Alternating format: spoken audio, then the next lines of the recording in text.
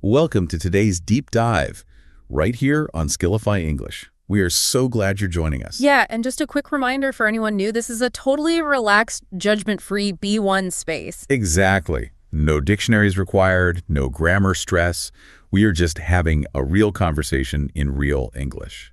And today's topic is, well, it's something we all feel, the fear of being cringe. Oh, man. Yes. The sociological and behavioral research we are looking at today really dives into how this quiet anxiety about, social embarrassment is slowly robbing you of your actual happiness. Right. And there's this perfect example in the sources to explain this. So picture this. You are at a crowded karaoke night. We've all been there. And your absolute favorite ridiculous pop song comes on. You just desperately want to grab the mic and sing. Yep, then your brain just slams on the brakes. You tell yourself, oh, I'm going to look so embarrassing. People will judge me. Yeah, so you just sit there, drinking your ice water in the corner while everyone else is actually living. Exactly. And the psychological trap here is that the next morning, you don't actually feel cool or superior for hiding. You just feel regret. You essentially built this tiny, invisible cage for yourself. And we do that because society has kind of weaponized the word cringe. Right. It used to just mean a physical reaction, like a wince. But now these papers show it is used to punish anybody who shows genuine, unguarded emotion. Which is so sad, because the opposite of cringe today is supposedly cool. Yeah, but cool is really just a defense mechanism. It's standing against the wall, looking totally bored, just so nobody can criticize your effort. And when you surround yourself with perfectly edited social media feeds all day, normal, messy human enthusiasm starts feeling like a fatal social error. It is a completely paralyzing standard to live by. You're basically skipping the vulnerability you need to actually engage with the world. It really is. It reminds me of learning a new language, like speaking English for the first time. Oh, that is such a great comparison. Right.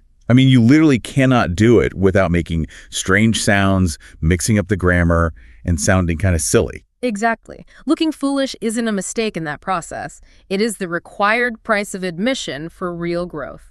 But if looking silly is required, how do we actually stop being so afraid of it?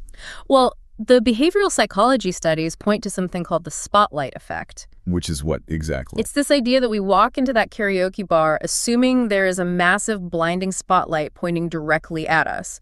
But the reality, everyone is holding their own spotlight, frantically pointing it right at themselves. That makes total sense. Like they're too busy worrying about their own outfit to care about yours. Exactly. Everyone is trapped in their own cringe anxiety. Wait, how do you actually shut down that panic in the real world? Yeah. Like when you're in the room and your chest feels tight. Understanding the psychology doesn't lower your heart rate. It doesn't, no. The mechanics of overcoming it are actually about letting loose. Letting loose. Yeah. You don't try to reason with the fear. Pure joy is an energy that takes up so much of your brain's capacity that it actually destroys the fear.